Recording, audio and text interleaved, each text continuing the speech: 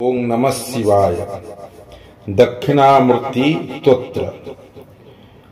उपासकानं जदुपासनीयं मुपातवासं वटशाखिमूले तद्धाम दाक्षिण्यजुषा सुमूर्त्या जागार्तु चिते मम बोधरूपम्। दक्षिणामूर्ति शिव वटवृक्ष मूलरे अवस्थान करन्ति। भक्त मानकर भक्तिर भाजन सर्वदा दयाशील ज्ञानदाता से शिव मोर अंतर रे जागृत हुअन्तु। आद्रासवक्षीण दिया निधान माचार्यमाद्यं वटमूल भागे मौनेन मंद स्मित भूषितेन महर्षि लोकस्य तमनुदत्तम्। दयाशील होई प्रफुल्ल हास बदन अथच मौन रही ऋषि मुनि मानकर अज्ञान अंधकार को दूर करुछंती से शिव से सर्वदा वटवृक्ष मूल विद्यमान अटंती। विद्रा विपस्येष तमो गुणेन मुद्रा विशेषण मुहुर्मनानं निरस्य मायं दयया विधत्ते देवमहंसस्ततो ममीति बोद्धता। श्री महादेव जे समस्त विद्यार आधार जे से ज्ञान प्रदान मुद्रा द्वारा मुनिमान को मध्यरे ज्ञान वितरण करी तत्वमसी महामंत्र अर्थ को बोध कराउछन्ति। अपार कारुण्य सुधा तरंगे रपांग पातैरवलोकयेत्तं कठोर संसार निधागतान मुनीनहं नौमि गुरु गुरुणाम। जे संसार दारुण घात प्रतिघात ठारो मुनिमान को रक्षा करंती अमृत दृष्टि रे अवलोकन करंती मु सेही गुरुमानंकर गुरुदेव महादेवं को नमस्कार करुअछि।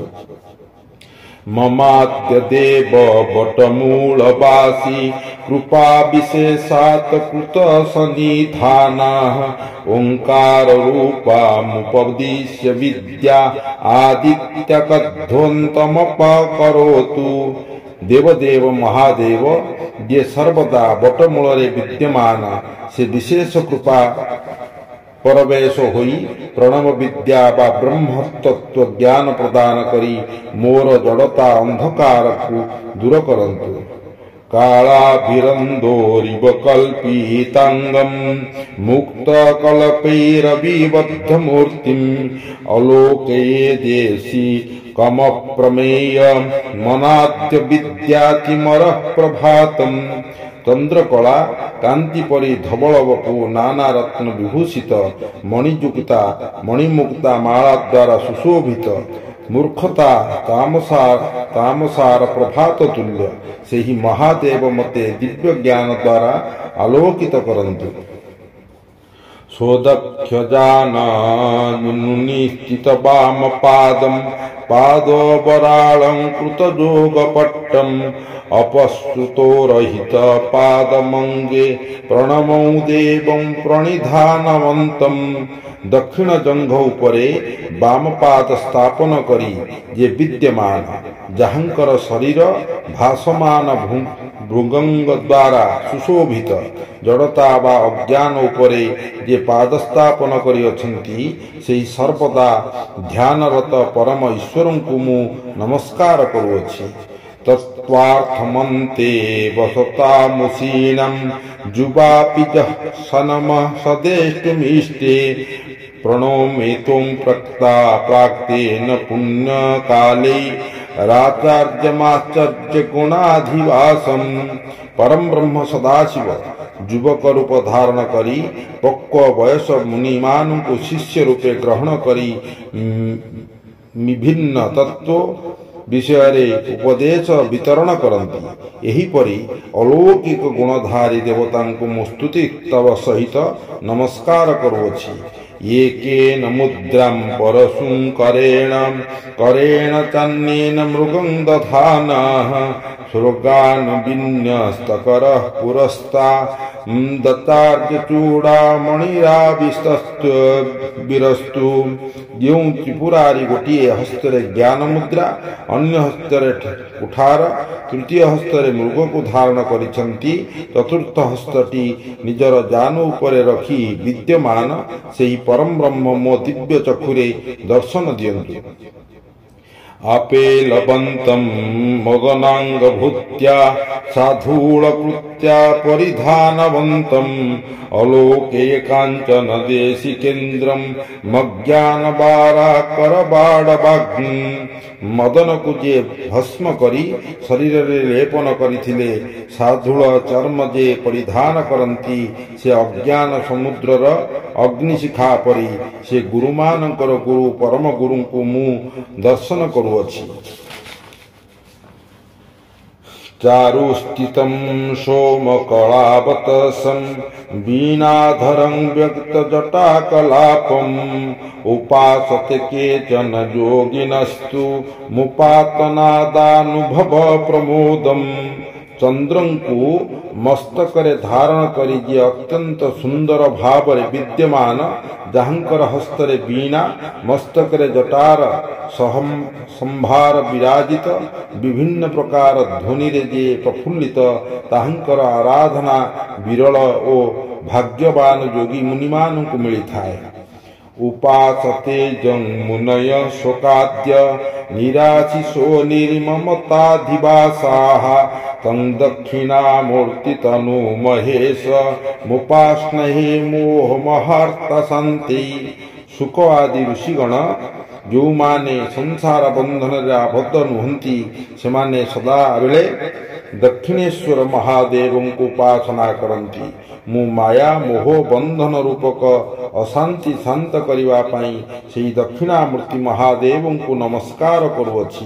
कांत्या निंदित कुंद कंदलव पूर्ण क्रोधो मूले बसान कारुण्यामृत बारी विमूर्म निजनम समा संभारयेन दक्षिणैहि मोहध्वंत विभेदनं विरचयनं बोधेन तत्त्वदुषा देव सत्व समसासिति सिति बोधयतु मं मुद्रावता प्राणीन।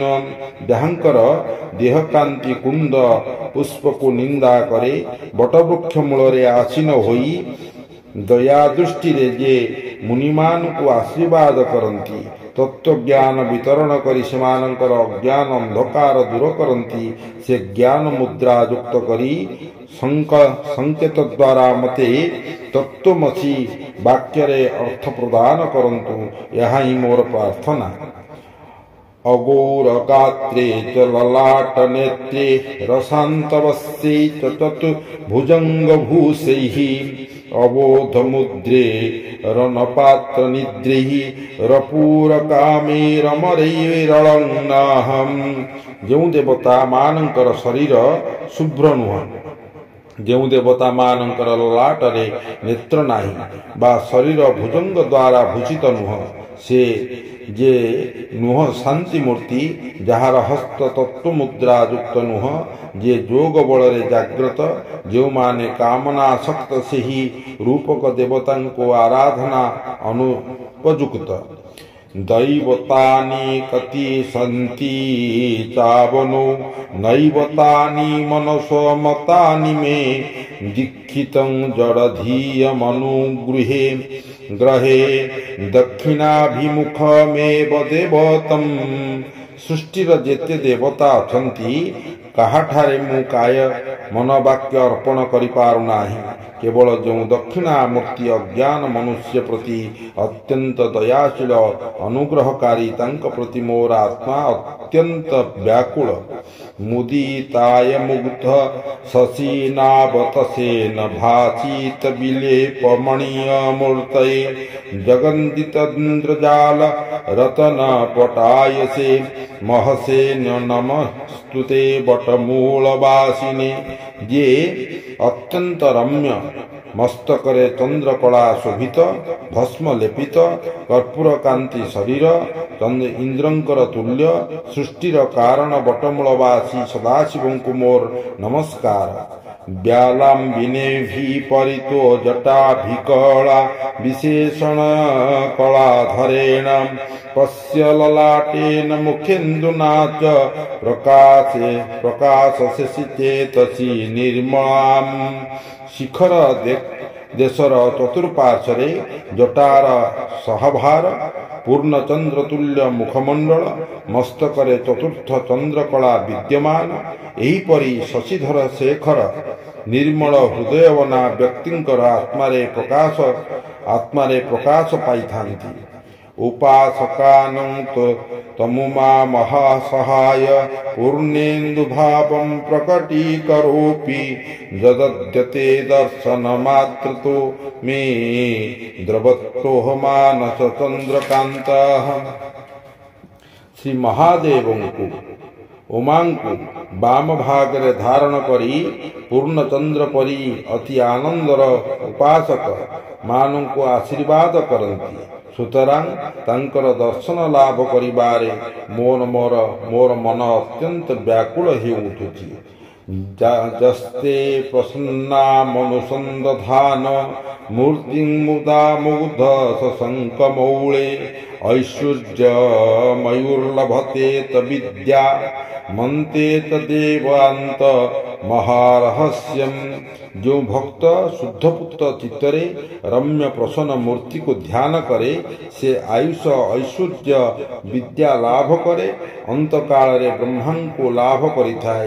इति दक्षिणामूर्ति स्तोत्रम संपूर्णम। जय शंभु।